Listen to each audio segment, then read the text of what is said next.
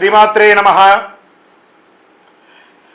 ఈరోజు మనం కొత్త ఒక విషయాన్ని మనం తెలుసుకోవాలంటే ఇది వరకు కూడా తెలిసి ఉండొచ్చు, మనం గ్రంథాల్లోనూ అన్నింటిలోనూ తెలుసుకుంటాం. కానీ ఈ యొక్క యూట్యూబ్ ద్వారా ఇది మీకు చాలా ఉపయోగపడే ప్రతి ఒక్కరికి కూడా జీవితంలో తెలుసుకోవాల్సిన ఉపయోగపడే ఒక అద్భుతమైనటువంటి సబ్జెక్ట్ అండి. ఈ నవగ్రహాలకి మనం చేస్తాం కదా, ఆదిత్యాయ సోమాయ మంగళాయ బుధాయ చ గురు శుక్ర శనిభ్యశ్చ రాహవే కేతువున, ఈ 9 గ్రహాలు ఉన్నాయి కదా.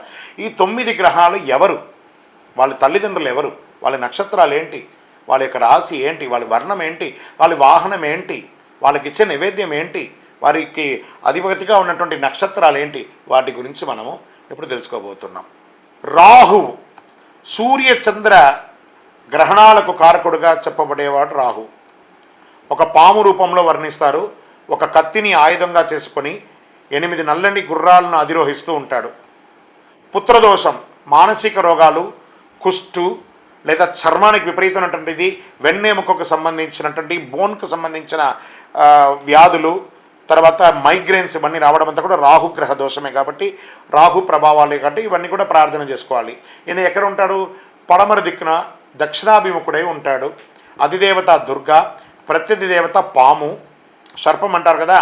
వర్ణం నలుపు, వాహనం నలుపు, నల్లండి సింహం, ధాన్యం మినుములు. ఈయనకి ఇష్టమైనటువంటి పుష్పం అడవి మందారం, జాతిరత్నం గోమేదకం, వస్త్రం నల్లటి వస్త్రం, తర్వాత కాఫీ రంగు వస్త్రం కూడా ఈయనకి కలిసి వస్తుంది. నైవేద్యం మినుగులతో కూడిన అన్నం, ఇవన్నీ చేయడం వల్ల రాహుదోషం పోతుంది. పుత్ర సంతానానికి కూడా చాలా విశేషమైనటువంటి అనుగ్రహం ఇచ్చే రాహుగ్రహాన్ని పూజించండి, విజయోస్తు. ఇంత అద్భుతమైనటువంటి ఈ నవగ్రహ విశేషాలను తెలుసుకున్న ప్రతి ఒక్కరు కూడా ఆయురారోగ్య ఐశ్వర్యాలతో ఉండాలని ఆ అఖిలాండ కోటి బ్రహ్మాండ నాయకుడు శ్రీ ధర్మశాస్త్ర అయ్యప్ప స్వామి వారిని ప్రార్థన చేసుకుంటున్నాం. తిరుపతికి వచ్చినప్పుడు మన దేవాలయాన్ని తప్పకుండా దర్శనం చేసుకోండి, విజయోస్తు.